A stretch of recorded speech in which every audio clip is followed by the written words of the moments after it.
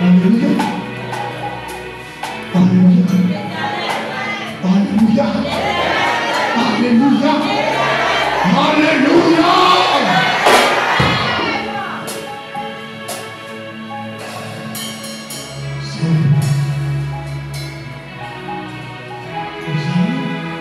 Nous allons dans le camp ennemi. Pour arracher ce qui nous a volé. Nous allons dans le camp ennemi.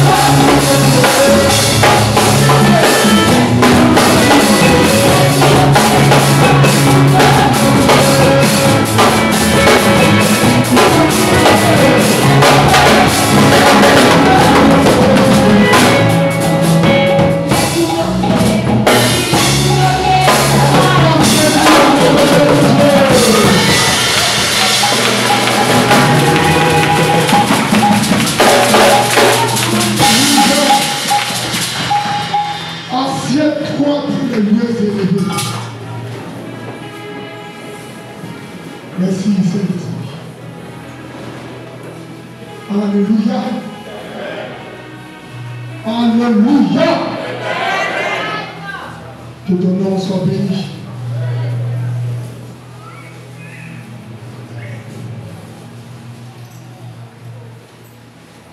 Bénissons le nom du Seigneur, le Dieu créateur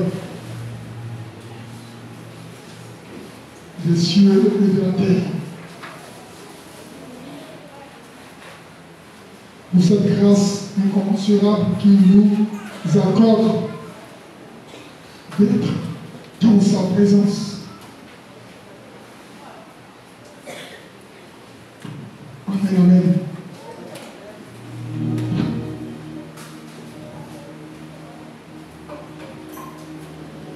Que Dieu vous bénisse.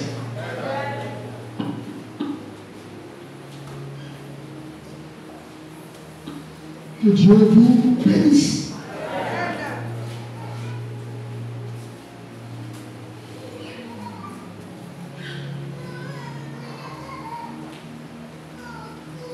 Alléluia. Alors,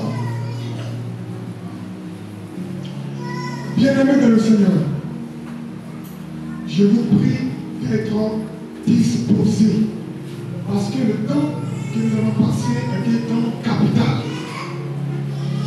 Alléluia. C'est le temps de la parole de Dieu. Et le Seigneur veut nous faire comprendre certaines choses. Alors, nous sommes dans le livre d'Agé. C'est le passage de base.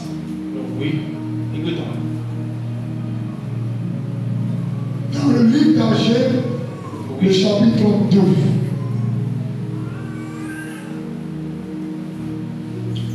L'Éternel va parler par la bouche de son prophète Agé. Et la parole de Dieu annonçait quelque chose de puissant que Dieu s'apprêtait à faire. Pourquoi? Parce que le peuple d'Israël, au temps du roi David,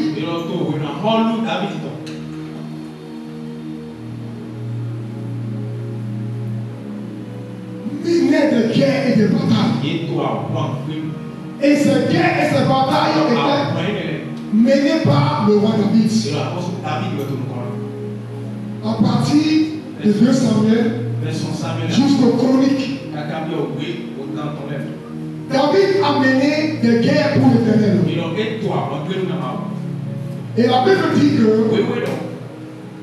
David remportait ces guerres parce qu'il était sous l'égide du Saint des Saints. Les guerres que David menait étaient des guerres sous le regard de Dieu. Et Dieu l'aidait à remporter des victoires. Dieu l'aidait à conquérir des territoires. David a fait couler beaucoup de sang. David a exterminé ses ennemis. De toutes les guerres dont il a été l'objet, il n'y a pas eu une guerre où David a échoué. Pourquoi? Parce que Dieu était avec lui. Parce que Dieu marchait avec lui. Alors, au soir de sa vie, David a commencé à réfléchir. Et dans sa réflexion, il a vu qu'il y avait une chose capitale et importante qui lui revenait d'accomplir. Une chose qu'il n'avait pas faite. Et cette chose concernait l'arche de l'alliance ou l'arche de l'Éternel. Alors quand la Bible nous parle de l'arche de l'Éternel, on appelle aussi le coffre de Dieu. C'est Dieu sous une forme. C'est Dieu sous une forme. Et la forme dont il est question a été conçue par Moïse sous la direction de l'Éternel. Il y a un coffre. Il y a du coffre. Il y a la manne. Il y a les lois de l'Éternel. Et au-dessus, il y a deux chérubins qui se prosternent et qui se font face. Et on appelle cela l'arche de Dieu, qui symbolisait la présence de Dieu. Alors depuis la sortie d'Égypte, dans le désert, l'arche était sous des tentes. L'arche était sous des tentes. Jusqu'au temps de David. Alors David a réfléchi. Il dit, moi j'habite une maison. Une maison somptueuse. Une maison dorée. Une maison prestigieuse. Et l'arche de Dieu est sous une tente. Je veux construire une maison pour la gloire de Dieu. Et dans cette maison, on fera abriter l'arche de Dieu. Vous allez voir ça dans 1 Chronique chapitre 22. Alléluia. Alléluia. Alors, David construit une maison pour abriter l'arche de Dieu. La pensée de David, l'intention de David, plus à l'Éternel. Voici une personne qui veut construire une maison pour que je puisse habiter. Mais l'Éternel va dire une chose à David. Il dit, tu es un homme de guerre. Et tu n'as pas couru beaucoup de sang. C'est pourquoi ce n'est pas toi qui vas me construire cette demeure. Mais c'est ton fils qui va le faire. Alléluia. Bien-aimé du Seigneur, vous verrez cela dans 2 Chroniques chapitre 5, chapitre 2, du verset 5 au verset 6. 2 Chroniques chapitre 2, du verset 5 au verset 6. Dieu décide que ce soit Salomon qui soit le concepteur de cette demeure. Pourquoi? Parce que les mains de David étaient des mains ensanglantes, des mains de sang. Bien-aimé dans le Seigneur, cela m'a fait réfléchir. Comment se fait-il que David n'a pas pu construire cette maison à cause du fait qu'il avait du sang dans la main? Cela veut dire que notre Dieu était Dieu saint et très saint. Frère, ma soeur, cela nous ramène dans le livre de Psaume chapitre 24. Il dit, qui montera dans son lieu saint? Qui élèvera les mains plus vers l'Éternel? Alléluia. Il dit, qui montera dans le lieu saint? Celui qui a les mains pures et qui ne trompe pas, qui n'ouvre la bouche pour tromper. Cela veut dire quoi? Que pour monter dans les demeures saintes de Dieu, il faut avoir les mains pures. Quand on parle des mains pures, on parle de la sainteté. On parle de la sainteté. Alors, construire une maison pour Dieu. Alléluia. Construire une maison pour Dieu fait appel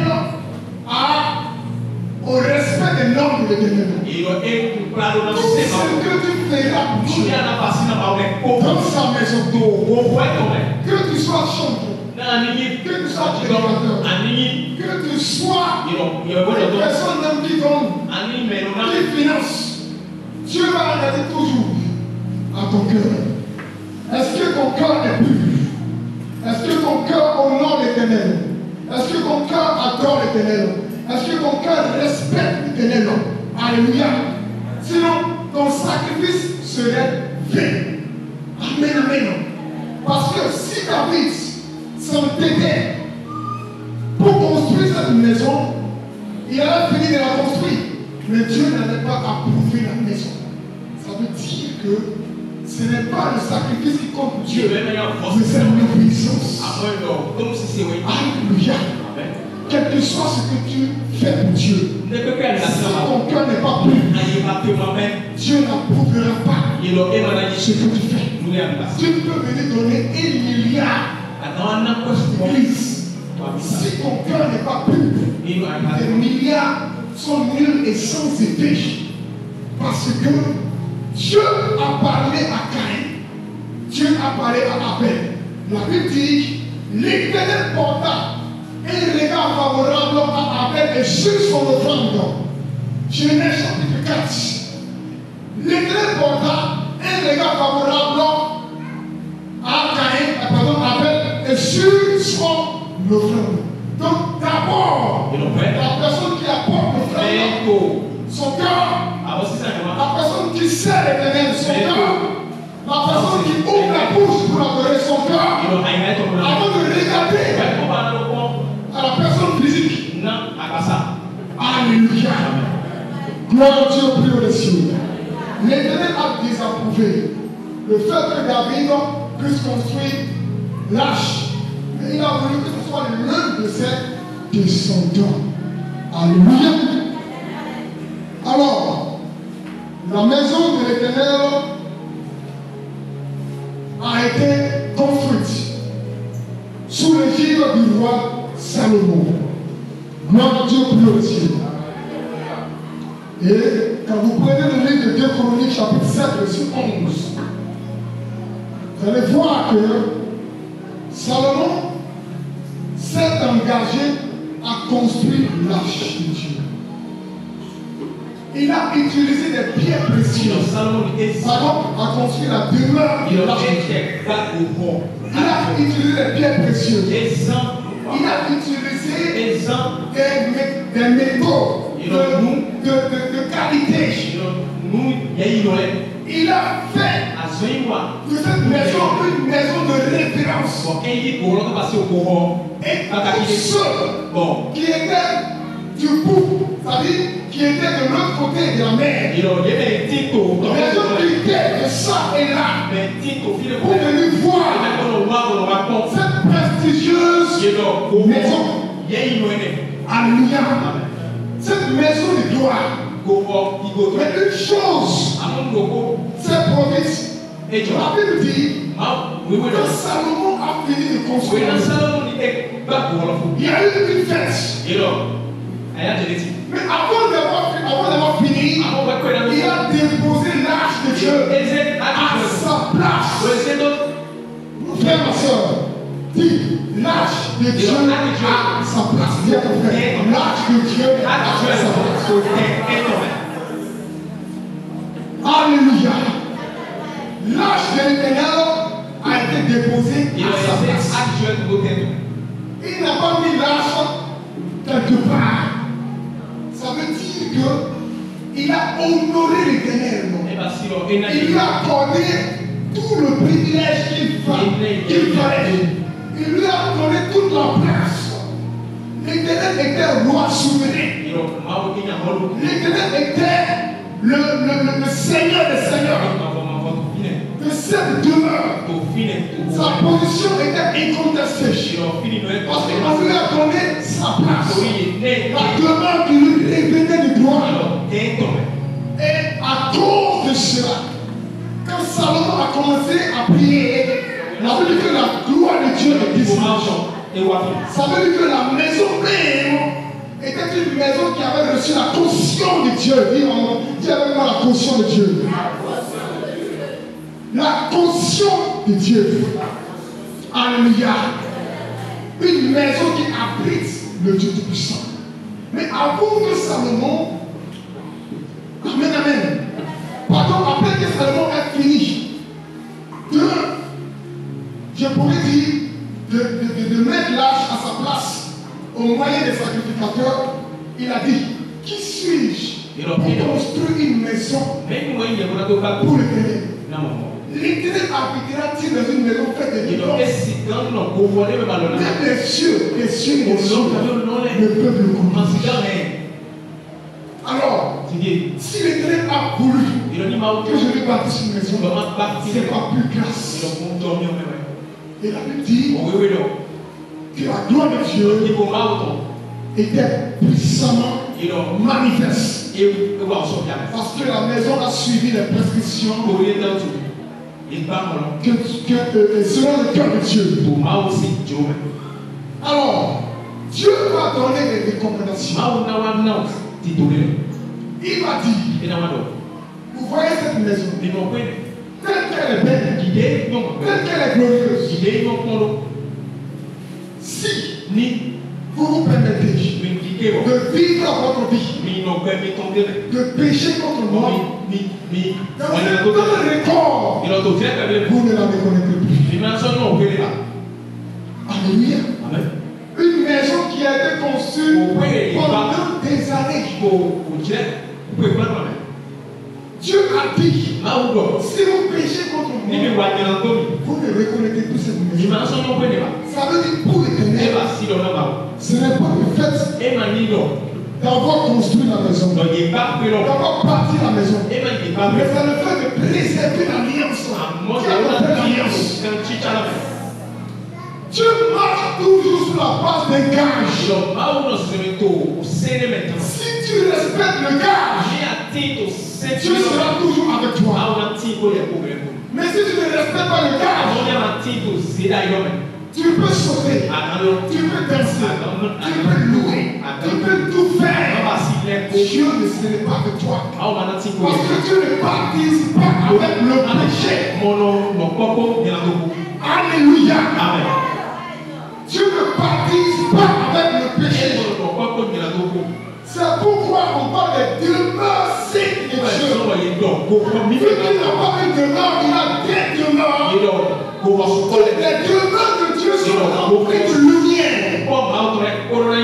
C'est pourquoi quand Jean parlait de lui, il dit, je ne suis pas moi la lumière, mais je suis venu vous témoigner. Je suis celui qui crie dans le désert, qui a préparé le chemin de la lumière. Lui, il est la lumière. Moi, je ne suis pas la lumière. Et je pouvais dire, la véritable lumière qui vient dans le monde et qui éclaire tous nos péchés. Quand on parle de lumière, on parle de la pureté. On parle de la sainteté. On parle de la nature de Dieu. La nature de Dieu qui est caractérisée par la propriété. C'est pourquoi quand tu marches avec quelqu'un, il n'oublie pas de nous dire, je suis un Dieu saint. Quand Moïse est arrivé sur le mont Horeb et qu'il a voulu voir le buisson Adam, il dit quoi? Alléluia. Un buisson qui ne se consumait pas. Il a voulu voir. Oh, sur les sandales de tes pieds. Quand le lieu où tu te trouves est saint. Alléluia. On ne s'approche pas des choses avec les mains impures. Aujourd'hui, je vais te le dire. Alléluia. Dieu est bon. Dieu est amour. Dieu est un Dieu miséricordieux. Personne ne sera enlevé avec le péché en lui. Dis ça, mon fils.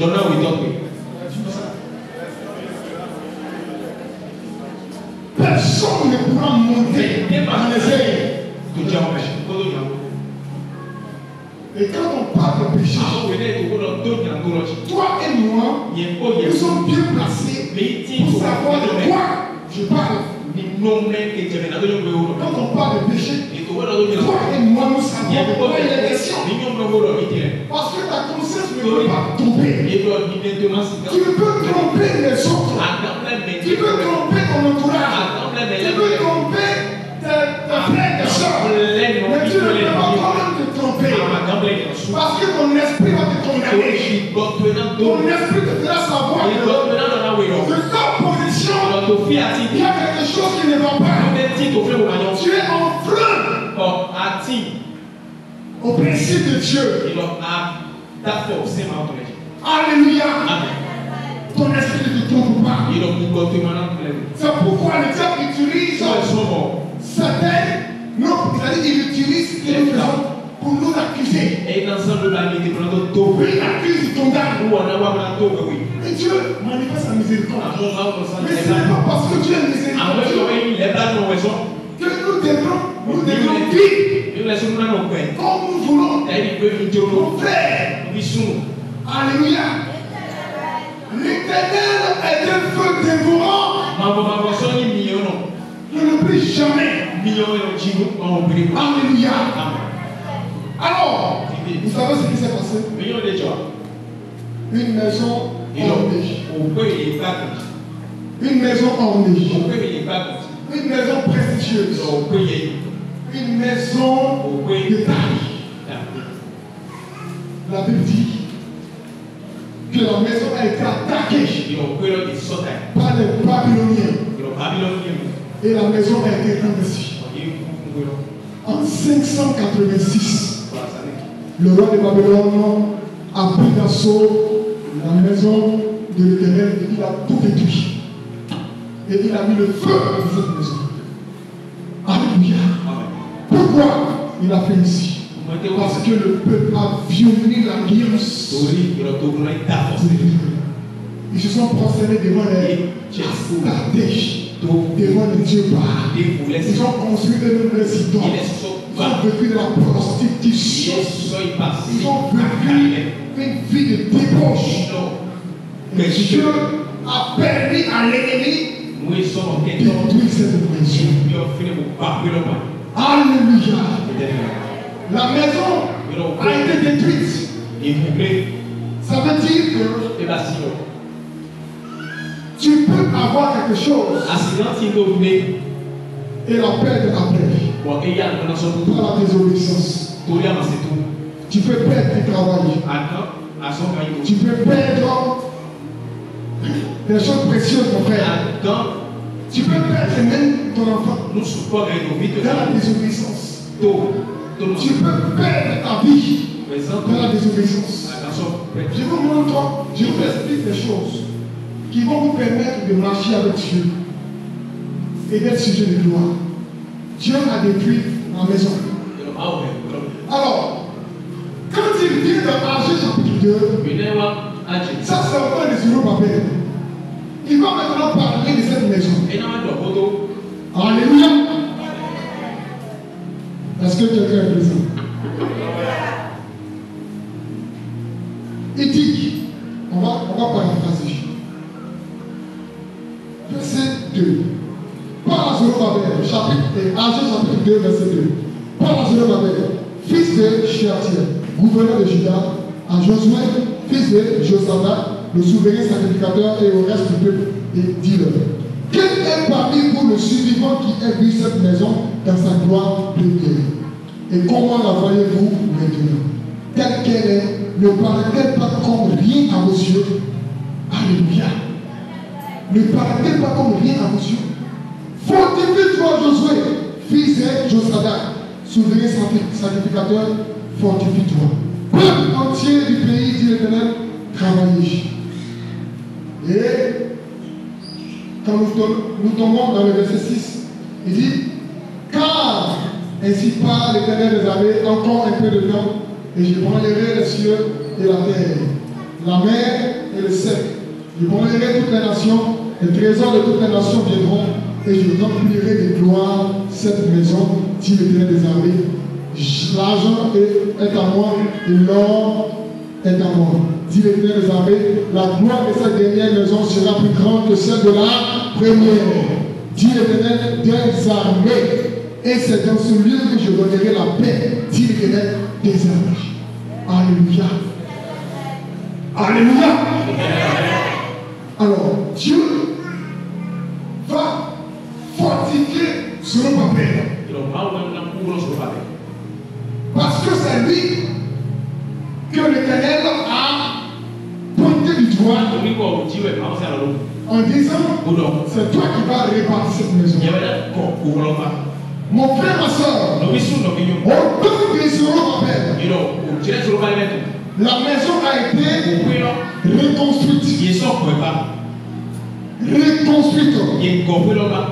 Alléluia. 70 ans plus tard. Amen, amen. 70 ans plus tard, la maison a été reconstruite. Et cette maison, bien aimée dans le Seigneur, a été encore détruite. Comment Dieu qui a utilisé ce nom appel en lui disant que cette maison-là, c'est là que ma gloire va se manifester. La gloire de la dernière maison. Ce nom appel s'est empressé avec les sacrificateurs. Et ils ont reconstruit le temple. Mais après avoir reconstruit le temple, alléluia, le temple a été encore détruit. Le temple a été encore remplacé. Cela veut dire quoi? La prophétie d'Agé a été accomplie dans quel temps? Alléluia. Parce que la prophétie a été faite. Ils se sont préparés. Ils ont rebâti le temple. Mais ce qui est surprenant, ils sont encore venus détruire le temple. On se demande maintenant de quel temple ça dit. On dit la gloire de la seconde maison.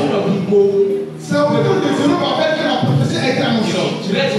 Ça veut dire que ce n'est pas de ce temple qu'il était question. Au temps de Zorobabel, ils ont cru que c'était le temple physique.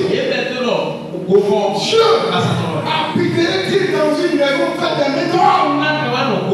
Cette parole n'a pas été comprise. Elle n'a pas été suivie. Parce qu'il voyait dans le physique et non dans le spirituel. Alléluia. La maison a été détruite pour une seconde fois. Sous le gîte des roses. Parce qu'il y avait une guerre. Alléluia. Il y avait une guerre entre les Juifs et les, je pourrais dire, les Romains. Et c'est dans cette guerre-là qu'ils sont détruits encore. Alléluia. Alléluia. La maison a été détruite. Et la Bible dit clairement que la prophétie de l'Éternel est restée ici. Maintenant, on parle de la gloire de quelle maison? Bien aimé dans le Seigneur. Alléluia. Quand Dieu dit une chose, ce qu'il dit s'accomplit toujours. Ce qu'il dit s'accomplit toujours. La gloire de cette maison. La dernière maison n'était pas une maison faite de métaux. Mais Dieu préparait une catégorie de personnes. Dieu préparait une catégorie d'hommes. Pourquoi? Parce que son esprit allait venir abriter des hommes. Désormais, ce n'était plus des temples faits avec, je pourrais dire, des matériaux, avec des béton, avec du ciment. Ce n'était plus de ça qu'il parlait. Il parlait de l'homme. L'homme qui a été, je pourrais dire, dénaturé en Éden à cause du péché. L'homme devait être restauré. Et l'homme devait retrouver son identité spirituelle. L'homme devait retrouver sa nature. Alors, quand le prophète Agé prophétisait en disant que la gloire de la seconde maison ne parlait pas d'un temple physique, mais il parlait des hommes.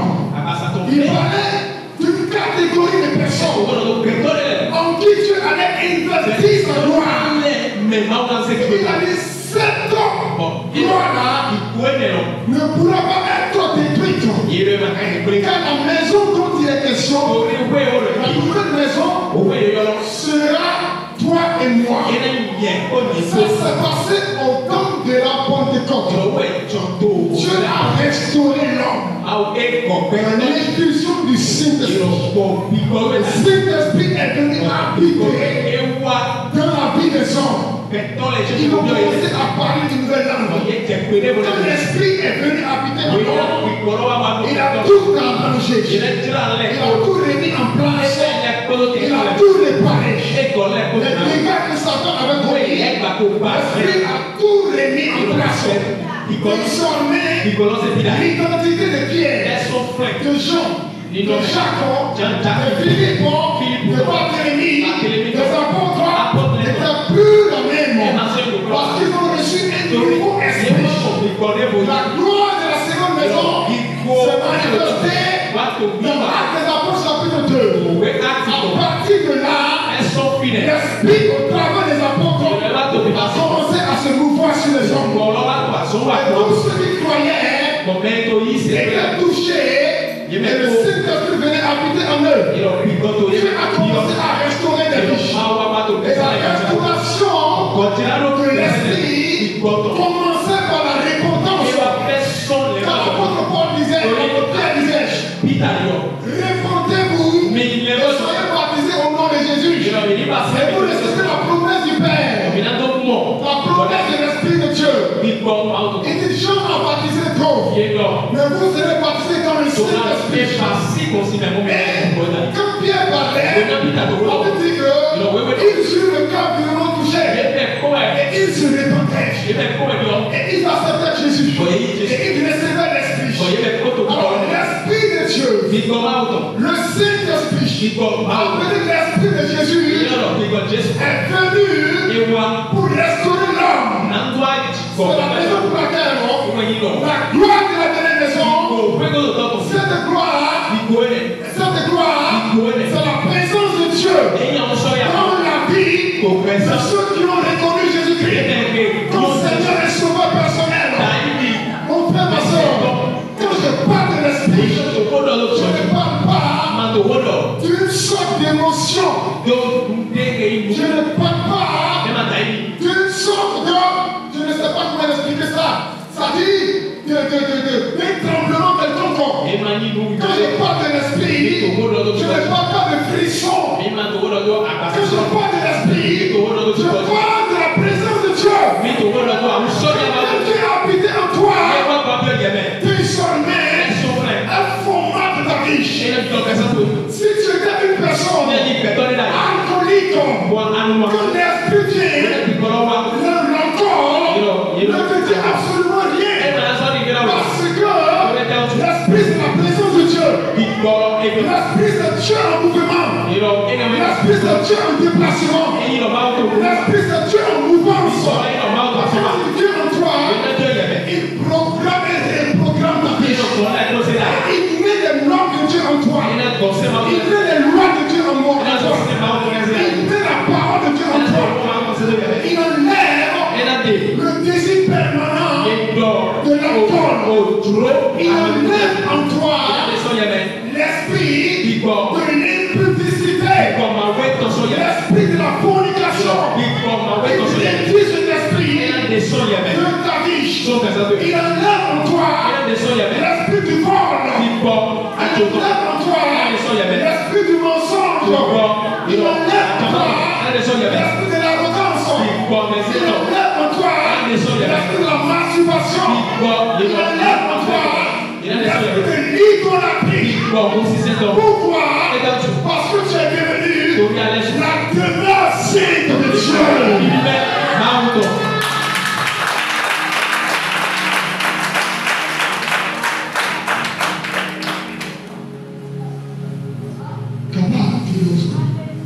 À quoi sert de tomber si tu vas demeurer dans le mensonge?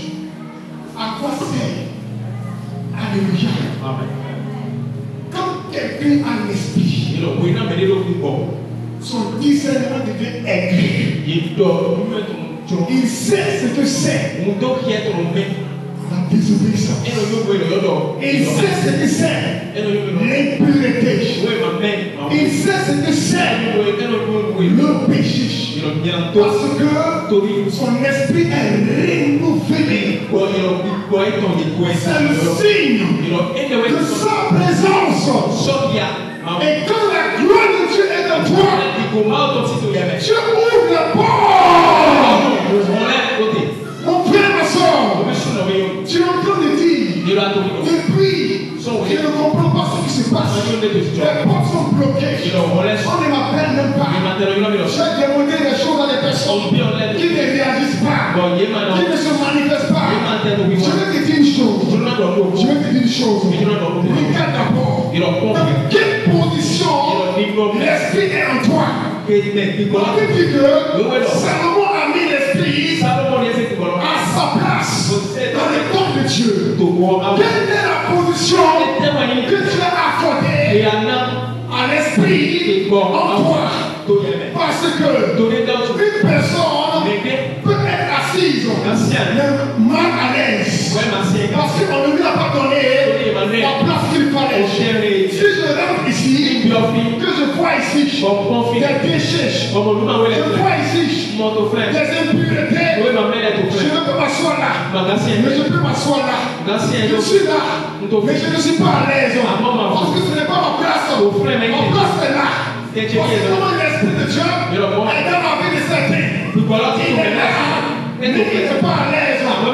Et souvent, il y a des petites bénédictions que tu reçois. Et tu te dis que Dieu est avec toi. Mon frère, ma soeur, la Bible dit, l'Éternel fait pleuvoir sa pluie sur le bon comme sur le méchant. Et même les petits chiens prennent les miettes qui tombent de la table des maîtres. Alors, il y a des bénédictions que tu vas recevoir. Cela ne veut pas dire que Dieu est avec toi. Il y a des grâces que tu vas recevoir. Cela ne veut pas dire que Dieu est avec toi. Il y a des choses que tu vas voir. Cela ne veut pas dire que Dieu est avec toi. Dieu peut ne pas être avec toi. Et tu penserais qu'il est encore là. Pourquoi? Parce que ton esprit ne ment pas. La Bible dit, l'esprit lui-même rend témoignage à notre esprit que nous sommes enfants de Dieu. Bien-aimé dans le Seigneur, un enfant de Dieu, c'est celui qui est en harmonie parfaite avec le Saint-Esprit. Une personne qui ne paraît pas, qui voit les gens propres, mais dans le secret, fait des choses que les gens ne voient pas. Mon frère, ma soeur, tu es en train de mettre mal à l'aise le Saint-Esprit. Cela ne sera pas en ta faveur.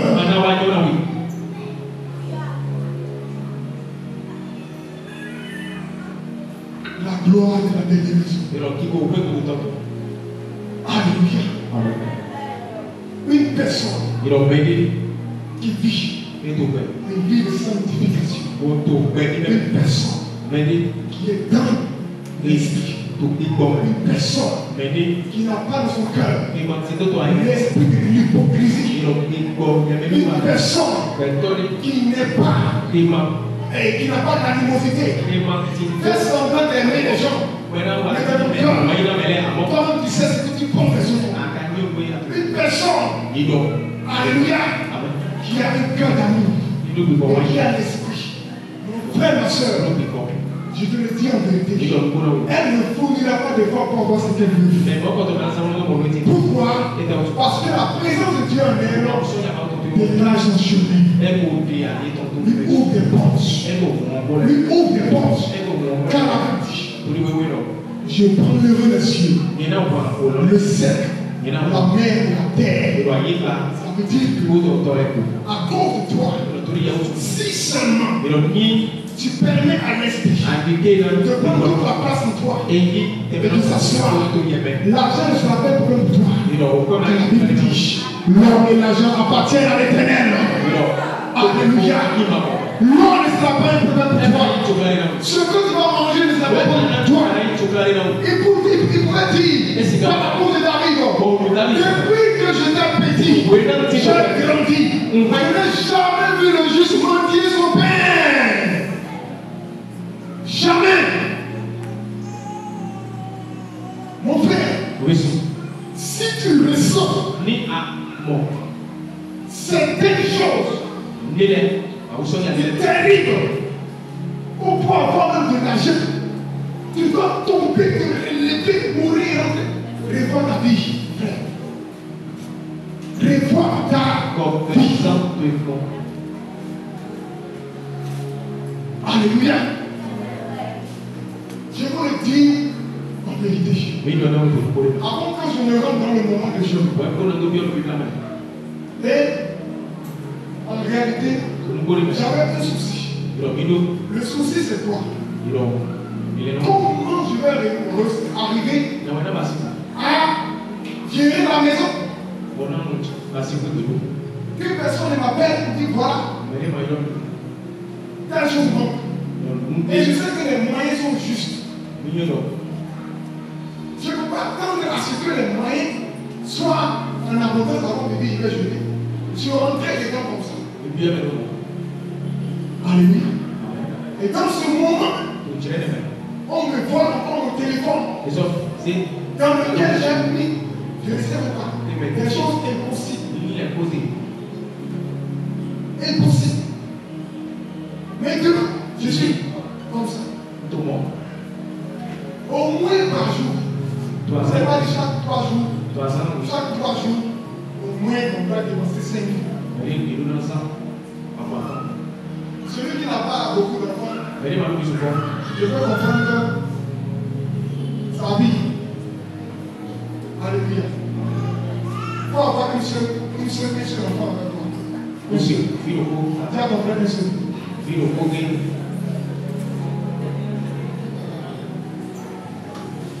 Maintenant, un seul, depuis c'est pas fini, elle n'a pas aussi qui est. C'est que les gens vont manger matin, midi et soir. Alléluia. Tu comprends ce que je te dis? Voilà. Et ce n'est pas des personnes qui mangent peu. Ils doivent bien manger. Vous n'êtes pas comprendre les vertèbres. Alors, jusqu'à 30 jours, une personne qui est là, qui n'est pas nulle part, qui paie encore son téléphone.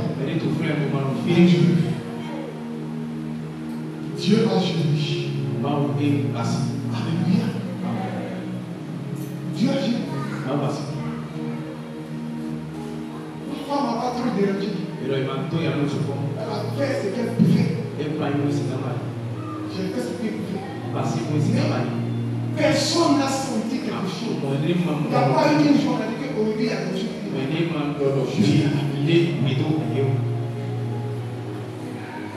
Et le jour où j'ai fini mon jeûne,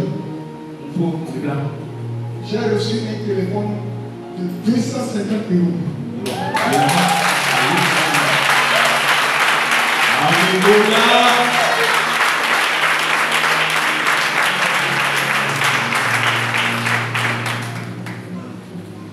Parce que Dieu voulait me dire, ce n'est pas toutes les tracasseries que tu peux faire. Mon frère, si dans l'esprit, tu es harmonie avec Dieu, le jour sera passé pour toi. On te dit, si dans l'esprit, ça ne va pas, le jour sera compliqué pour toi. Parce que c'est le spirituel qui domine le physique.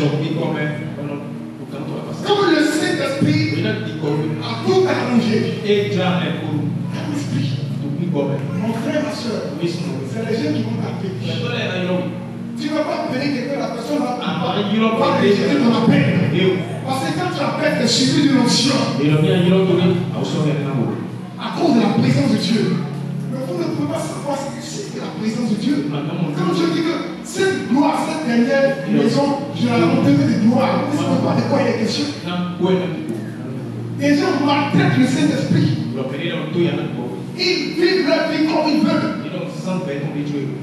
Alléluia. Et tu veux avoir quoi? Vous pensez que Dieu là, Il n'est pas. Dieu est fidèle. Dieu. Alléluia. Dieu est fidèle. Mon frère, Dieu est fidèle. Si tu l'honores, il honore ton nom. Tu le déshonores, il te regarde.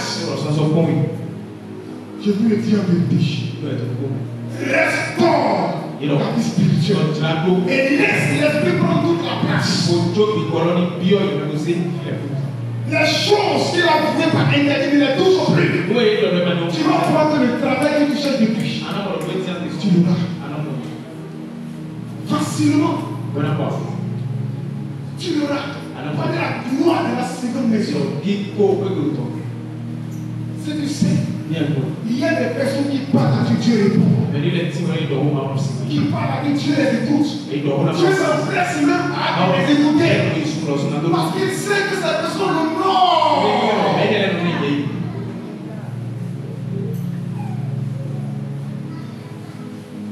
Ne soyez pas comme les hommes d'Athènes. La Bible dit que les hommes d'Athènes, chaque jour, aimaient avoir des nouvelles. C'est-à-dire que la personne s'arrête sur le chemin pour savoir qu'est-ce qui se passe. Ils ont dit que Jésus est conduit aujourd'hui. Ils ont dit que la coupe Jésus est conduit. Ils ont dit que les journées de Dieu, ils veulent avoir toutes les nouvelles, pas ton dernier cri. Dieu que l'Esprit de Dieu fasse. L'Esprit de Dieu, alléluia, n'est pas arrogant. La gloire de Dieu est la vie de restaurer. Amen. Alléluia. La gloire de Dieu dans ta vie doit être restaurée. Je te le dis en vérité. Il y a des personnes qui posent des actions. Et puis tu te demandes si est-ce que l'esprit même est là. Amen. Est-ce que l'esprit même est là? C'est-à-dire, l'esprit ne lui parle même pas. L'esprit ne le dit même pas. Attention. Mais c'est normal. Quand tu es pourri de la chair, même si l'esprit te parle, tu ne vas pas. Alléluia. On dit ne réplique pas. Ne réagis pas. Tu dis non, tu dois parler. Jamais je dois réagir. L'esprit, il te regarde. La chair, à cause de la semence sur l'esprit. On est dans la paix de Dieu. On est chrétien et on forme. On est dans le fond. Demande-lui ce qu'est l'esprit tu as reçu.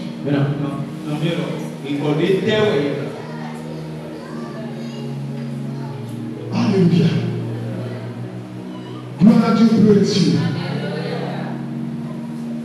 Si vous voyez certaines vies, ne cherchez même pas longtemps. Mon Dieu ne fait pas souffrir les gens. Alléluia. Dieu ne fait pas souffrir les gens. Aujourd'hui, je vais vous le dire. Dieu ne fait pas souffrir l'homme. Revois ta vie. Dans quelles conditions tu es. C'est de ça qu'il est question. Parce que même la grâce, c'est un temps. Alléluia. La grâce a un temps. Sans doute. À un moment donné, Dieu va te dire, bon, peut-être que tu as été dans cette condition maintenant là. Revois ta vie. Revois ta vie. Ne fatiguer les gens. La personne va prier, chasser le même démon. On pense que c'est ce que tu vis.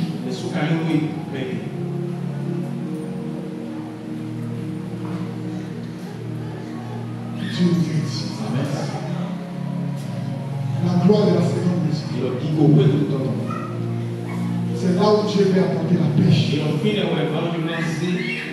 Aujourd'hui, cette gloire-là doit restaurer ta vie. Et celui qui te regarde dans sa foi, tu as reçu l'Esprit de Dieu. Tu parles avec le langage de l'Esprit. Alléluia. Parce que le Messie est la porte. Amen, amen. Le Messie est la porte. Autant où nous sommes, les plaisanteries, c'est fini. Les amusements bizarres, c'est fini. Les choses comiques, les gens sont à la télévision en train de rire, à la télévision, c'est fini. les cachotteries, c'est fini. Il faut. Les choses qu'on appelle ça controversées, c'est fini. Il faut. Où tu es pour lui, tu n'es pas pour lui. Où tu le suis, ou tu ne le suis pas. Alléluia. Je ne peux plus vivre cette vie. Où chaque jour on le voit. Même chose. Même habillement. Même manière de parler. Même manière de prier. Même manière de chanter. Même manière de me déplacer. Et puis toi-même tu ne vas pas fouiller ta vie. Même ton voisin, même quand il est assis, il sait quand tu vas sortir là. C'est quelle part tu vas te sortir d'abord. Il maîtrise même tes pas. Il sait à quelle heure tu vas rentrer. La vie est la même. Ça ne change pas. Le même enjeu. La même sonnerie. Le même téléphone. La même vie. On te connaît. On te donne vie. Alléluia. Mon frère, je vais t'annoncer une chose. Dieu est un Dieu qui aime le spectacle. Qui aime le spectacle. Quand est-ce que ta vie va éblouir ton entourage? Quand est-ce que ta vie va éblouir ton entourage? Là où quelqu'un va courir pour dire, j'ai appris que l'enfant qui était là, ou la fille qui était là, elle est devenue ceci. Où les gens ont sorti pour voir ce qui se passe. Quand est-ce que ta vie va troubler ton entourage? Quand est-ce que ta vie va troubler les gens qui sont autour de toi? Est-ce que ta vie va les étonner? Mon frère, ma soeur, avant que cela ne se passe, l'Esprit de Dieu va restaurer ta vie, rétablir ta vie, repositionner ta vie, ramener ta vie à ta place. De sorte que dans ton travail, dans ton foyer, dans ton quartier, dans n'importe quel lieu où tu seras, tous ceux qui te voient vont te saluer avec révérence. Parce que le Dieu qui habite en moi, avec l'appel, créateur des cieux et de la terre. Je ne peux pas avoir l'esprit de Dieu, on va me comparer aux autres. Alléluia. C'est pas possible. Je vous dis une chose. Je ne sors pas, je m'habille de façon modeste, de façon simple, comme tout autre homme. Et je sors de la maison, peut-être pour le marché, peut-être quelque part. Mais je fais une remarque. Et je n'arrive pas à comprendre jusqu'à présent. Et je pense que je rentre souvent devant mes mains, je constate une chose. Les gens me saluent avec respect. Même les grandes personnes. Ils me saluent, veulent juste me saluer. Et je le constate. Et même quand je représente, ils créent cela. Je me regarde souvent et dis, c'est pas ce qui est là. Une chose qui est là. Et les gens qui vont rentrer les enfants, on va dire, il n'y a pas la porte pour toi ici. Mon frère, il y a des gens qui vont rentrer dans l'endroit, on va chercher, on va grouiller pour trouver leur place. Parce que ce n'est pas une question de physique. C'est l'esprit qui t'anime. L'esprit est attristé. Parce que tu as vécu une vie qui n'a pas vie. Tu as fait des choses que Dieu n'a pas fait. Aujourd'hui, tu penses, tu essaies de prier, tu fais tout. Mais ce n'est pas encore ça. Dieu te donne l'occasion aujourd'hui. La restauration de ta vie. Le plan nouveau. L'alliance doit être désormais, alléluia, dans ta maison tu seras respecté. La Bible dit quoi? Vous n'allez plus emprunter maison péché. C'est toi qui demandes toujours. Toi qui appelles toujours les gens. Tu n'as pas dire ta vie. Est-ce que tu peux savoir que Dieu te voit? Et que le jour où tu l'appelles et qu'il répond, tu sauras que ce Dieu-là pourrait établir une communion avec lui. Tu l'appelles. appelé X, Y, Z, W, matin, midi, soir. Alléluia. Acclame Jésus.